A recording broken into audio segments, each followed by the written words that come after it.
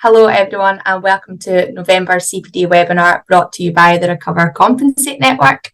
I'm Rosie Brown and I'm the Membership Manager of Recover, and today I am delighted to be joined by CEO of the CashRoom, Chris O'Day, for our topic on innovations and trends shaping the law firm of tomorrow. Before I pass across to Chris to get today's session started, I've just a bit of housekeeping on my end. Today's session will run to about approximately 2 p.m. and we'll conclude with a Q&A.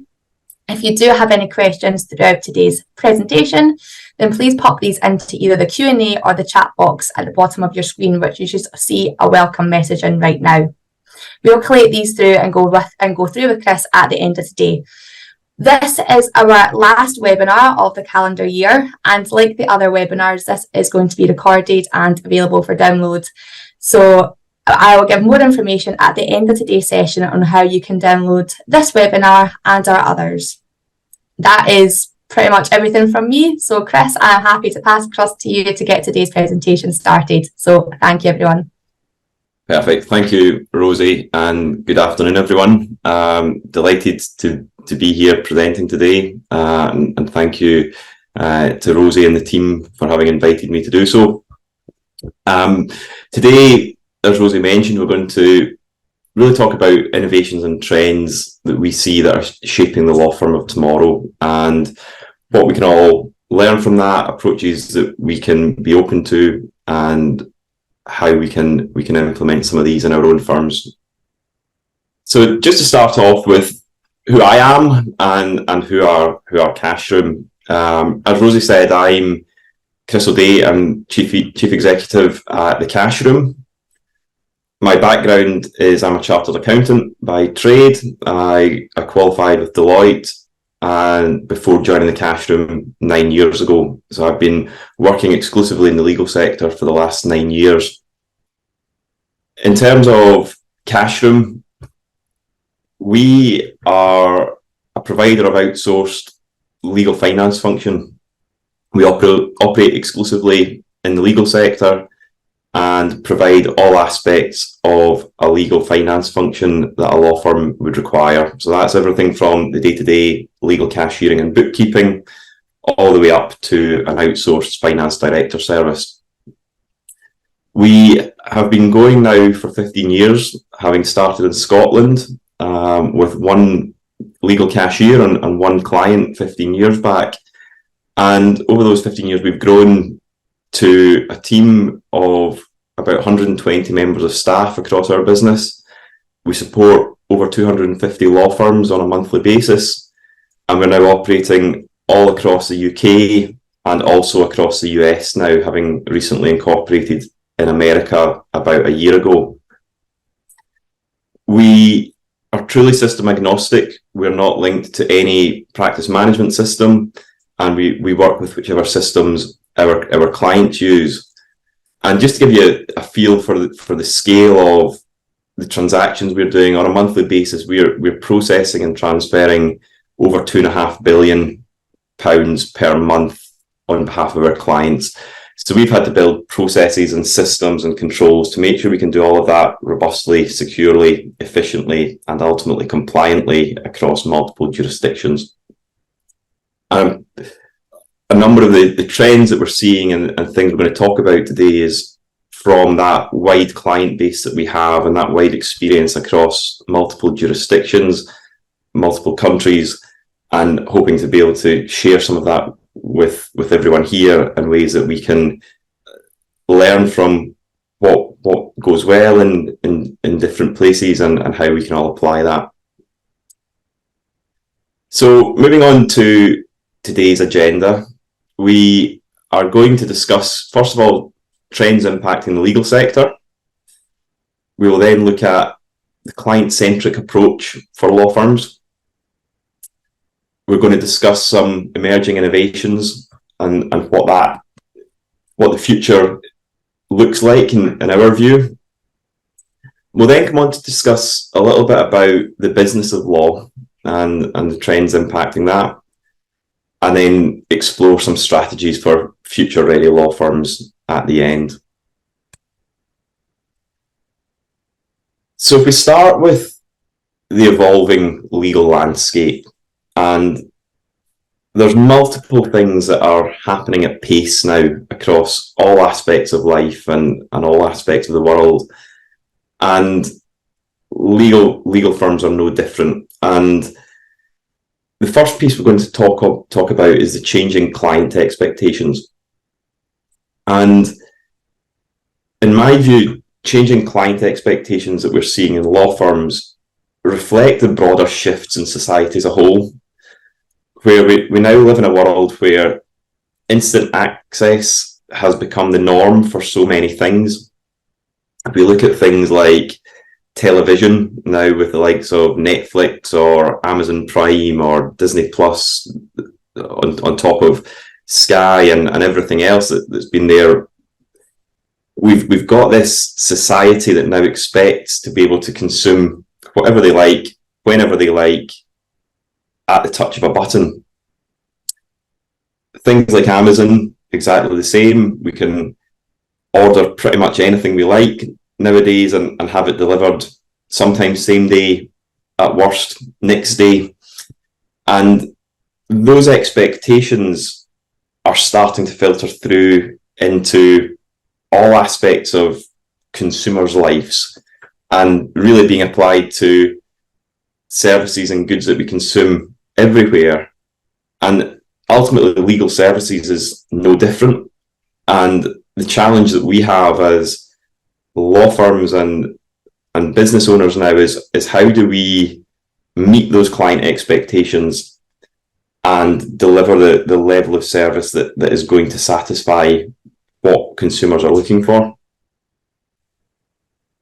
We'll come on and talk about this a little bit further on when we talk about how we build client-centric law firms. But I think it's important to appreciate that the expectations that we're seeing aren't just specific to the legal sector. They're really being born out of wider society. And we can look at that bigger picture to drive strategies of how we can improve delivery of legal services. The next piece I'm going to chat about is the rapid technological advancements that we're seeing. And I think we all know now that technology is advancing faster than ever and isn't going to slow down. It's only going to accelerate the speed of change and the speed of development in terms of all technological aspects. And while this presents a lot of opportunities for all of us and for all of our businesses, it also presents a number of challenges as well. And again, this isn't something that's unique to law firms or legal practices. The speed of advancement across all industries, and particularly technology, is also something that's driving that changing client expectations, which I just mentioned. I'm going to throw up a slide in a second, which I've always been fascinated in. It's a slide I looked at a number of years back, and it talks about the speed of different products getting to 1 million users. And if we look at the timeline here of how long it took different products to reach a million users, and I'm only going back here to 1999, which was a point where advancement in the internet age was already really kicking up that speed of advancement and development. So back in 1999, Netflix launched, and it took 3.5 years to get to 3.5. So it took 3.5 years to get to 1 million users.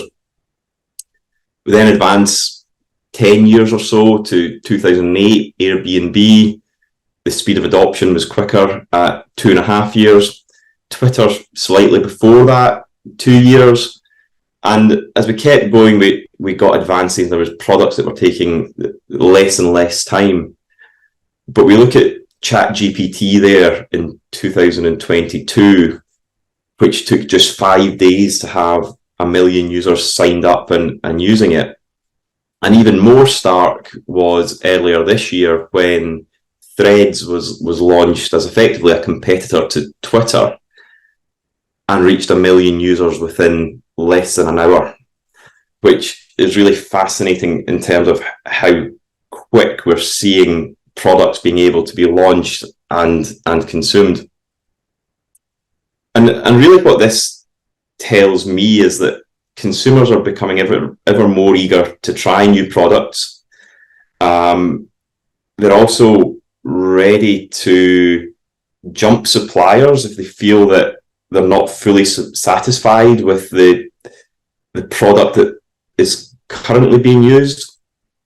And if you take Threads, for example, where I mentioned was launched in competition to Twitter, or X as it became upon Elon Musk's acquisition, there was a lot of controversy around that, and very quickly a competing product was made available. And I'm going to take an educated guess that the vast majority of those 1 million users that signed up within an hour were current users of Twitter who were quite happy to go and try that new product very, very quickly. And I think if we relay that to every business and law firms, it's something that we all need to be aware of, where if service standards drop, there's going to be other businesses that are able and willing to quickly step in, and consumers are much more ready to go and try alternatives than they may have been in the past. We'll come back and talk about specific advancements in the legal sector in a few slides' time. But again, it's important, I believe, to recognise the wider societal impact and how we can apply those learnings to the legal sector. The next piece I'm going to talk about a little bit is remote working and flexibility. And while this isn't necessarily an emerging trend, if we go back to March 2020, we had the shock event of COVID, ultimately, which forced employers overnight to move to remote working models. We are starting to see some shifts in that, with more return to work going on, more employers trying to encourage or force employees back into an office environment. And before we go on in that, we're going to throw up a quick poll question just to get a feel for the people on the webinar here as to what working practices your own firms have. So I think Rosie's going to throw that poll question up. So if everyone could just give us a feel for which of the following best describe your firm's working practices. So what that is showing us is that of people on the call, we're saying 65% are fully office-based, 15% are hybrid with a mandated number of days in the office, and 19% are fully flexible. And what I think that's telling me is that we've not quite settled on a single way of working. There's very much a flexible approach there. It does surprise me slightly, actually, how many are fully office-based from what we're seeing across the industry, where there were a number of studies early on in COVID which were really looking at productivity within the workforce, and a lot of the studies were showing that productivity was actually enhanced with remote working. That seems to be shifting a little bit, and certainly confidence of managers and leaders seems to be shifting, where more seem to be moving away from productivity being enhanced and more towards there is a requirement to have people back in the office, whether that just be for productivity or relationships or training, etc. But equally, again, there's no definitive answer from a number of the studies that are being carried out as to which is better.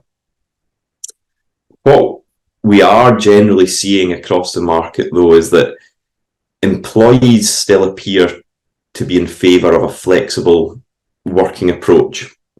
And it will be important for firms to keep that question around working practices front and centre of their strategies going forward, in order to make sure that they can deliver the level of service they need, they can build the relationships that they need, and ultimately they can build cultures and programs within their offices to attract and retain the best staff.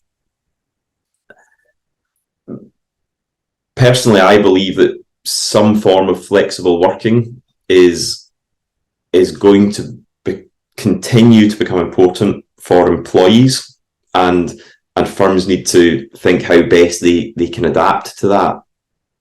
And I think the other question as well that we need to really consider is we can see here quite a high number actually are fully office based at 65%, but for the other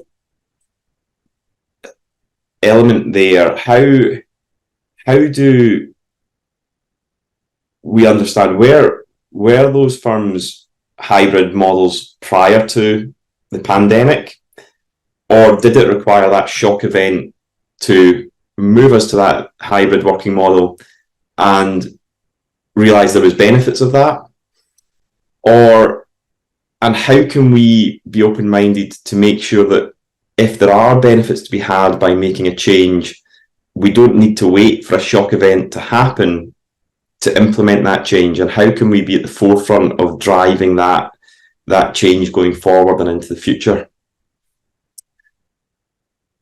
So if I jump back to the next section, I'm going to chat about a little bit is around alternative feeing arrangements. And again, this is something we're seeing as a trend across the legal sector, which is, I would say, creeping in. It's certainly not fully implemented. We're going to ask another poll question here in a minute, and again, I'll be interested to see the results of that. But more and more firms are really starting to look at how they fee and what's the best fit for them as firms and for their client base. So I'm going to throw up the next poll question, which is just around which of the following fee arrangements does your firm currently use? Is it hourly rates, time in line, fixed fees, value-based pricing, or success fee arrangements? So just looking at those results, very much what I would have expected to see, actually. The two key things being the hourly rate, time in line, and fixed fee. So almost a 50-50 split between those two arrangements, with one saying they work on a value-based pricing approach. And really the reason that doesn't really surprise me is feeing within law firms and professional services firms generally hasn't really changed for decades. It's generally been time-based with hourly rates or charged based on activities. But what we are seeing is alternative fee arrangements, particularly around value-based pricing and success fee arrangements, which arguably could be one and the same in elements, are starting to gather some momentum and may be more attractive to clients, and also may help law firms to differentiate themselves from their competitors. I'm going to come on and talk a little bit more detail about value-based pricing and what that is and how firms may be able to utilise that. So some of the key aspects of value-based pricing, first of all, is really focusing on client value. So instead of billing clients for the time spent on a matter or the value-based pricing focuses on the value of the outcome or the solution provided.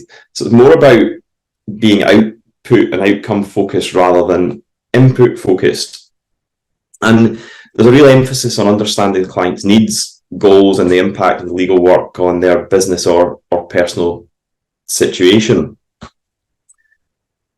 It involves close collaboration between the law firm and the client to define the scope of the work, desired outcomes, and ultimately the value associated with achieving those outcomes. And this collaboration can help in setting fair and transparent pricing for both the firm and for the clients. To effectively implement a value-based pricing approach, though, law firms must thoroughly understand their clients' objectives, challenges, and that expectation that they have. And that does require clear communication and ongoing dialogue through the legal engagement. Some common forms of value-based pricing would include fixed fees for specific legal services or project-based pricing for defined scopes of work. And it's very important to have that clearly defined scope so that there's no ambiguity. And that's probably one of the reasons that time-based billing or time in line has been so common, is it's easier to do. Ultimately, it's very easy to measure that time input. However, with the fixed fees and the project-based pricing, clients do appreciate the predictability and the transparency offered, and it allows them to budget more effectively. Again, risk sharing is a big part of value-based pricing, and it could involve the law firm and the client sharing elements of the risk, but equally elements of the reward, where if there's a higher level of risk, the client may be willing to give up more of the reward for if the law firm are confident of that output and that success. And able to implement some of this effectively, though, being able to measure value and demonstrate value, it is so important. And the law firm needs to be able to measure what they're actually providing to that client as an output. And it requires very clear metrics, KPIs, and regular communication to make sure we're showcasing the impact of the legal services on the client's objectives. The next piece around value-based pricing, where I think it's going to become more important going forward, is that value-based pricing also encourages the law firm to focus on efficiency and innovation.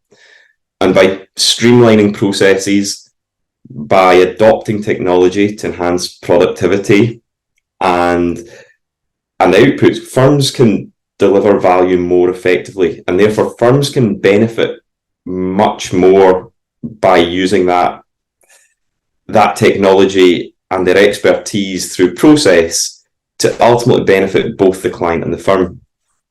And in my mind, as we get better technology available, we're using better technologies, we're going to need to really consider that as to where is the incentive to develop efficiency and drive that innovation if we're just working on an hourly rate or a time-based model. That we need to find how can we get a win-win for both the law firm and the clients.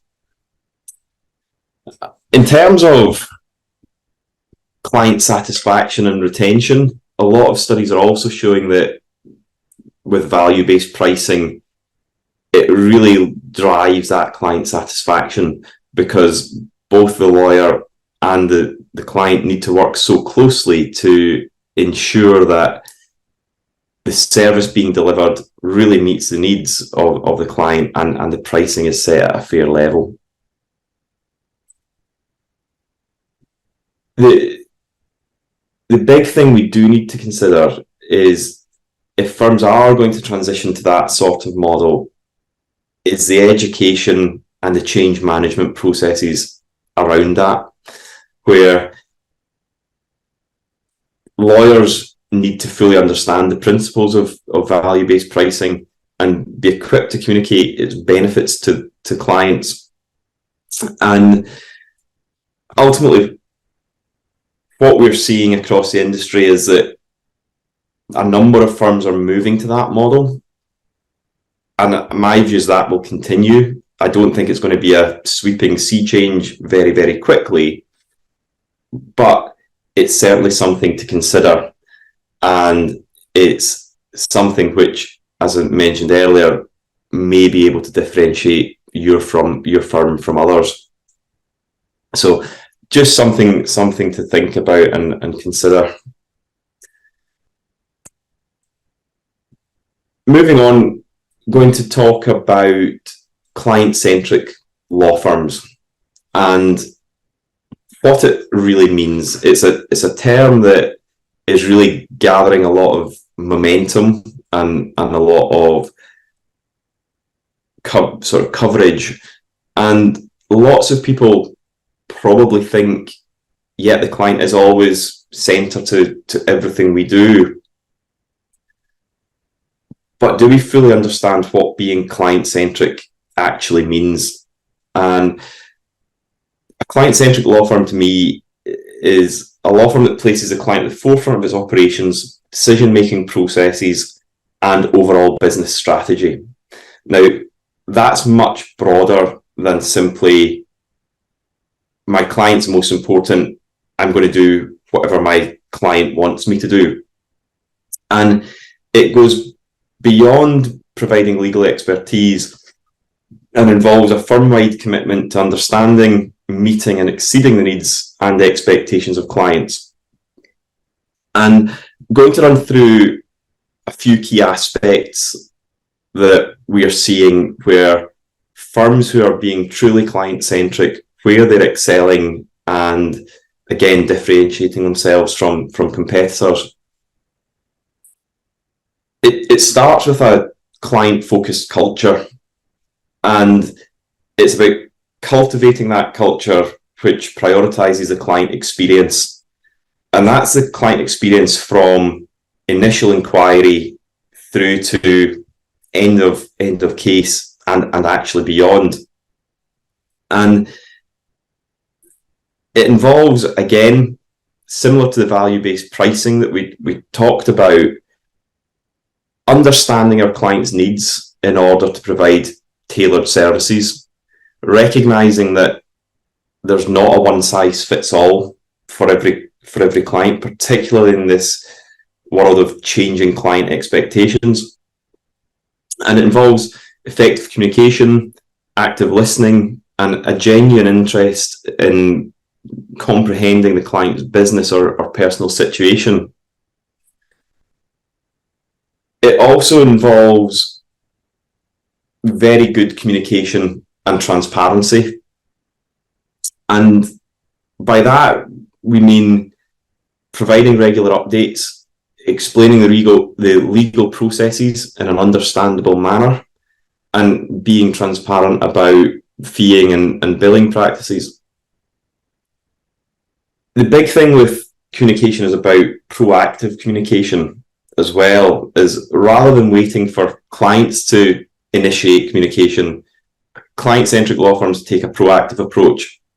They anticipate the client's needs, they provide relevant updates, and offer strategic advice to help clients navigate legal challenges.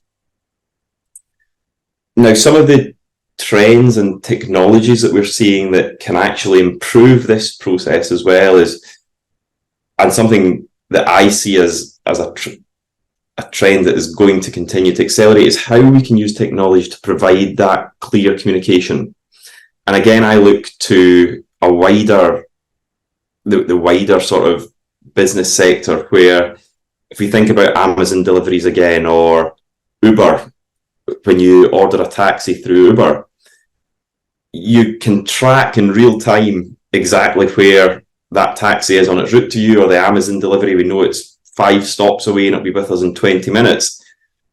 And that's what's driving, again, a lot of these client expectations. And we need to figure out how we can use technology within our law firms to make sure we can provide that frictionless, real-time information as and when customers want to see that.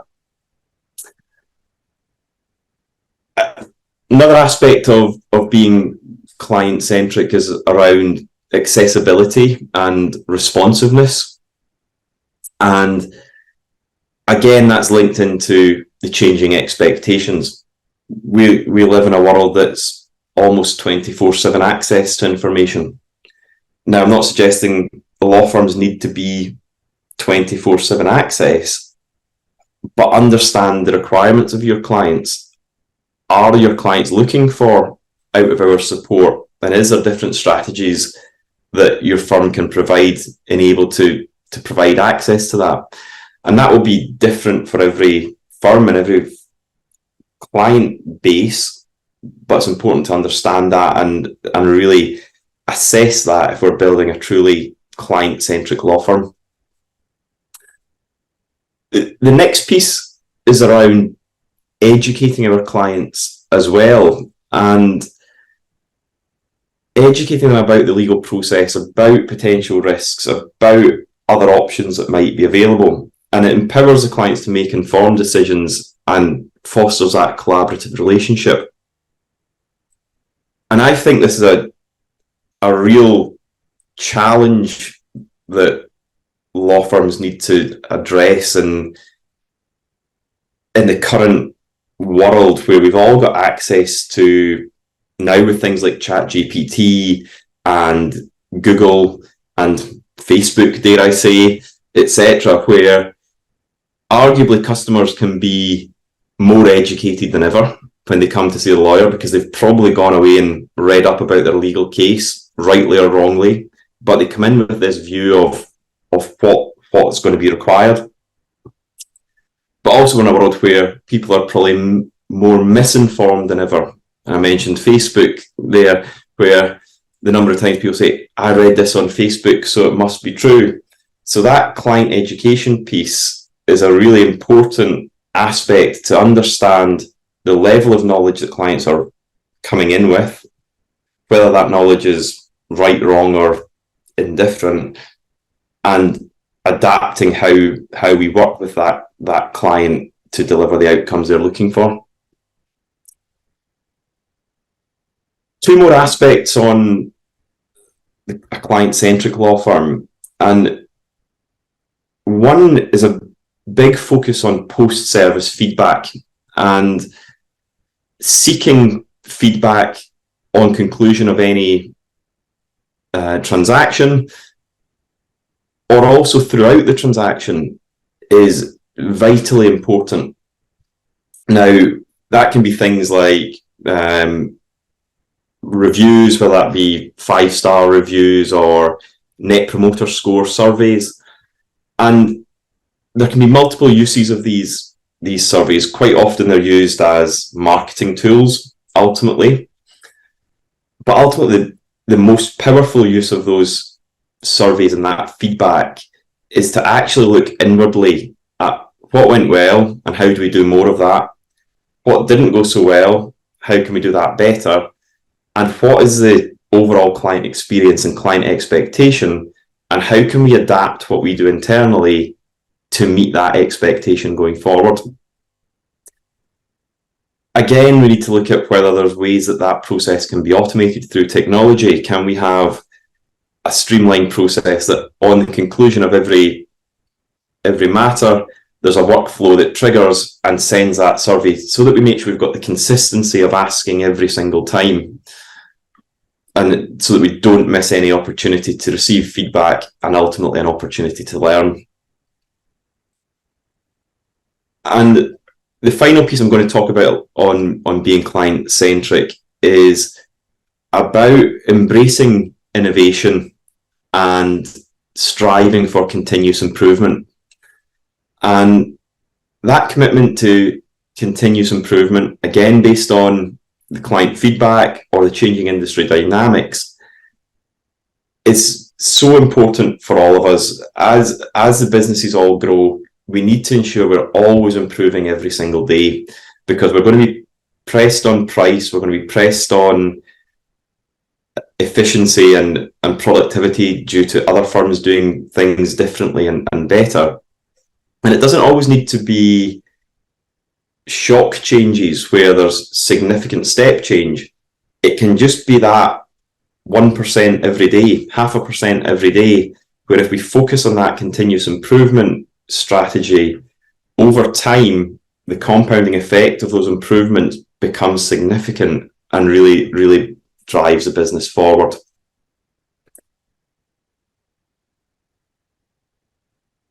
Moving on through here to look at a few key innovations in the legal sector, and I'm going to talk a little bit about artificial intelligence and machine learning, practice management systems and automation tools, and finally data analytics and predictive analysis, which a lot of that really falls under the AI banner.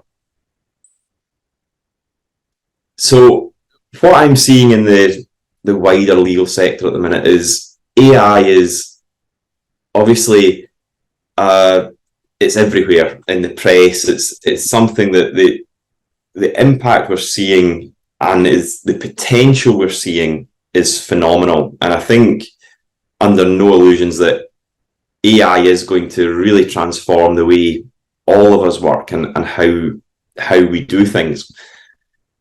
And while it's starting to be used in large firms and they're starting to use it for things like legal research, document review and analysis, and contract reviews and contract management, we're seeing things like legal chatbots that can go and contest parking fines or lower level legal challenges.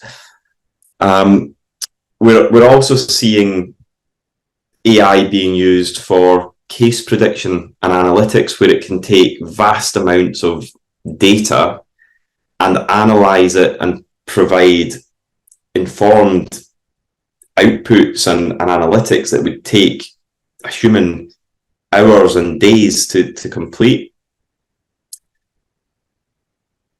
What I'm not yet seeing, though, is a mass uptake of this at the smaller end of the legal sector. And I don't think we will for some time yet. But I do think there's a real opportunity out there to educate ourselves about the type of tools that might be available, even if they're available in the bigger firms or at a bigger scale.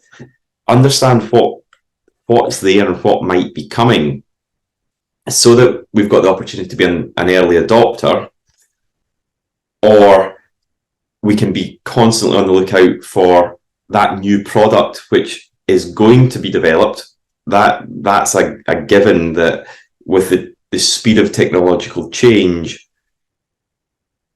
businesses are developing apps and specialist tools that might be relevant in your area of law. And I think it's a mindset piece that we all need to adapt to say, let's keep abreast of what's out there, let's be aware, and let's just challenge our own thinking as to, is there better ways to do things, and constantly ready when that tool is available to explore it and look at ways that can be implemented. On here, though, we talk about practice management and automation tools. And again, I'm going to come on and talk a little bit more around the common legal tech stack in terms of what we've all currently got access to and how we can best utilize that to deliver improvements in the short to medium term. So again, I'm going to, before we go much further on this, I'm just going to throw up a quick poll question again as to which practice management systems people on the call are currently using. Okay, thank you, everyone. So again, probably not surprise in the results there. At the SME, lawware is generally one of the most used that we're seeing in the market, followed by de novo in the Scottish market. And then we've got a handful of others and one on Clio I see there. And what is interesting is the Scottish market, I think, has been underserved, certainly at the smaller end, in case management systems, and really de novo and lawware have got a big market share each there, and both are doing a lot of investment at the minute in terms of trying to improve those products, and also taking a view to opening up APIs and how they can be integrated with other products that can be plugged in seamlessly.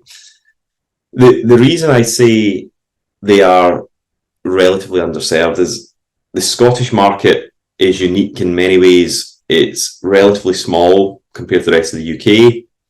There's also different requirements, particularly around client money handling and the way the float operates.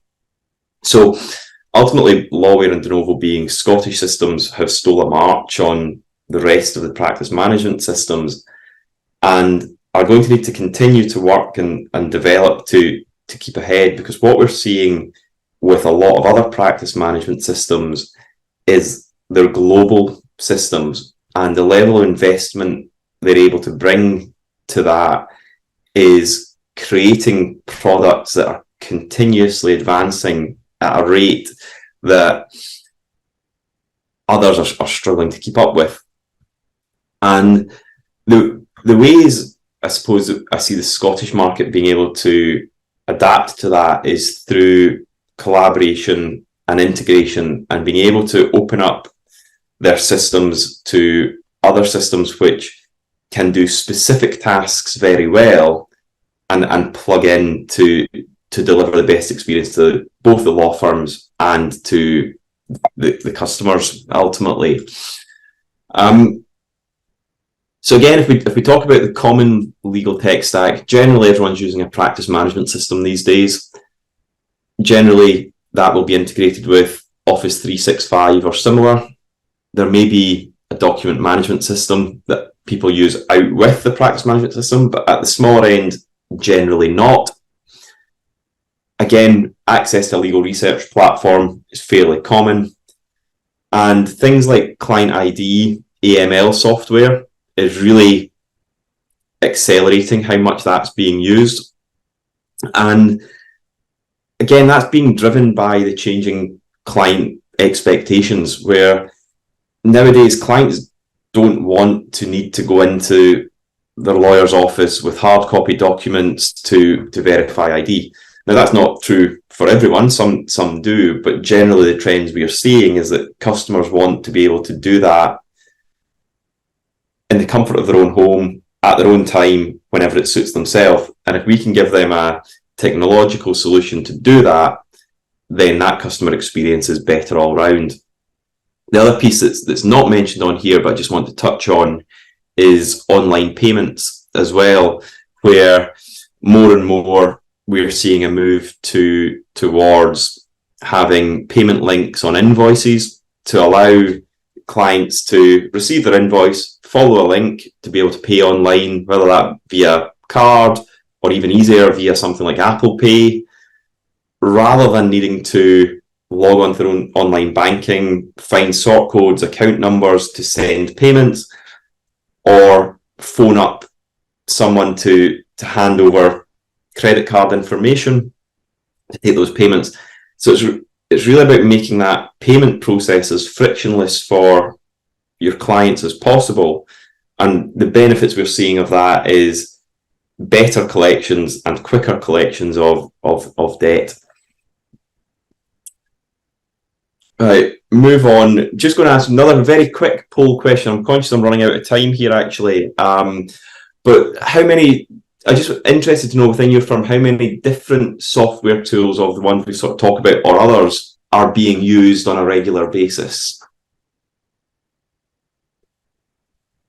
Okay, fairly broad spread there. And that's what, again, was probably expecting. We're all using, or the vast majority are using at least 3 or 4 different systems. And the key question for me and key focus for us all to look at is, how do we best make those systems work together? How do we make sure we can enter data in one place and not need to re-enter it in others? And my big takeaway and sort of tip for everyone on that is, engage with your software providers, provide feedback as to integrations you would like to see, ways you would like systems to talk better to each other, and the impact that would have on your business. Generally, there's a technical capability to do that, and it's just a case of that being prioritized, but providing that feedback is really helpful. So moving on, and conscious of time, I've ran over a little bit here, so I'm going to actually just skip ahead to a couple of strategies for future ready law firms. And what I just want to talk about here is, how can we all make our firms as ready as possible to embrace the change that is happening and is going to continue to happen, and make sure we're future ready. First of all, is embrace a culture of innovation. Be challenging about process, about how we do everything, and really encourage that in all staff across the business. Second is to invest in learning and development for all staff across the business, and find that time to create space for people to go and learn new technologies, learn new processes, not just the technical legal work and legal processes, but generally just educate themselves on what's available. Foster collaborations with legal tech companies, stay agile and adaptable, and finally, with more and more and almost everything becoming digital, prioritize cybersecurity and data protection, because it's so important when everything's becoming digital, and some of the consequences of failing there are so significant. It needs to take a real priority within your firm. So with that, I think that brings me to the end of presentation. And happy to take any sort of questions that anyone might have. Yeah, so thank you, Chris, and thank you for your presentation. That was really insightful. Sort of key takeaway from me is, regardless of all the tech that's sort of incoming and maybe lasting, that never to lose your sight of your clients at the end of it, to make sure that they are with you on your journey and as you move forward in the future. Neve has been looking over our chat box for us as the presentation's been going. So I want to pass across to Neve to ask a couple of questions, as we do have a little bit of time at the end. So thanks again, Chris, for just managing to get through the last couple of slides there, Shania. Thanks very much, Rosie. So yes, Chris, we've had a couple of questions come in. I'll start with this one. What are some key features that clients would look for in a legal app, and are there benefits to using an app in comparison to other tech? So key features in an app is, I'm going to broaden that slightly, I suppose, in that I think, to me, an app and legal tech are the same thing. It's ultimately about how you access it. Now, if by an app we're talking about an app that's available on a mobile device, whether that be a phone, a tablet, etc., I think the ease of accessibility is what drives app usage, and it's what consumers are looking for ultimately. Again, and I deliberately say consumers rather than clients. We refer to clients in legal generally, but I say it's broadening it to wider sector. It's what everyone is looking for, is how can they just open up their phone, access an app that gives them all the right information. So in terms of that, I think the key features is, one, security. Now, any sort of recognised provider should have that all baked in, but it's obviously absolutely essential. And the second piece is that app integrated with your core systems? Because if you need to go from a core system and manually go and enter data into an app to give that customer access to data, chances are it's going to fail, because people by nature will do the core system, and then anything that's not integrated becomes an extra, almost a chore. So I think that integration is absolutely key. Absolutely, Chris. Thank you very much for that. And I think we'll have time for one more. So someone has asked, how can you maintain a personal touch with clients while using a case management software? So in terms of how you maintain that, is that the case management software is complementary to that personal touch ultimately. And the case management system is about automating and streamlining as many of the data entry, less client engagement activities. And if we can streamline that process, where we, by using a case management system, remove the time that we spend re-entering data or doing low-level work, it actually creates more capacity and more time to spend with your clients, or to spend working on the complex legal challenges that we can't automate, because we're never going to automate that part of it. And it's therefore about using the technology to streamline and automate the time-consuming pieces to create more time to spend building those relationships. Absolutely. Thank you so much, Chris, for answering those for us today. I'll just pass you back to Rosie now, and she'll bring our session to a close. That's brilliant. Thank you, Niamh. Thank you, Chris, and thank you for everybody who asked in a question today. If you do have a question that you think of after the webinar finishes, you can send them to recover@digbybrown.co.uk. That is the email address on your screen right now. Before I pass over to Chris to say his final words for today, just a little bit from me. As I mentioned at the start of today's webinar, this is our last of our 2023 calendar. So thank you to everyone for attending today and for attending any of our previous sessions. If you have missed any sessions, don't worry. We are launching our CPD library in December, which will have access to today's recording and all others throughout 2023. And I'll be providing more information with that across the next week. We will be back in 2024 with a lot more CPD resources, and there'll be some more goodies coming your way across December too, so don't miss out on those.